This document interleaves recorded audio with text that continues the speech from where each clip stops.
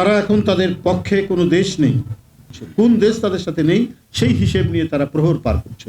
গণবিচ্ছিন্ন স্বৈরাচার শেখ হাসিনা বুঝে গেছেন গণতান্ত্রিক বিশ্ব এবং দেশের সমস্ত জনগণ তার বিপক্ষে। এখন তার নিরাপদ প্রস্থানের পথ অতি সংকুচিত হয়ে গেছে। এখন তার ভরসা এক নায়কতান্ত্রিক কয়েকটি দেশ, তবে এভাবে টিকে থাকতে পারবে না।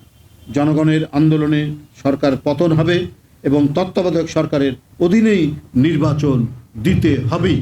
সত্যিকারের এবং গতিশীল গণতন্ত্র প্রতিষ্ঠা হচ্ছে আমাদের চলমান আন্দোলনের প্রধান লক্ষ্য। ভোট ডাকাতি, দুর্নীতি, লুণ্ঠন, অর্থ পাচার, হত্যা, গুম, খুন, অপকর্মের মহাসাগরে ডুবে থাকবে মানুষ বোধহীন, বিবেকহীন, অমানুষ হয়ে পড়ে। এখন অবৈধ সরকারের প্রধানমন্ত্রী টুঙ্গিপাড়ায় বসে দেশবাসীর সাথে সস্তা রসিকতা করছেন, বিএনপির শীর্ষ নেতাদের হুমকি দিচ্ছেন, ফুরফুরে মেজাজি ঢঙে পেয়ারা হিন্দুস্তান হিন্দি গান শোনাচ্ছেন।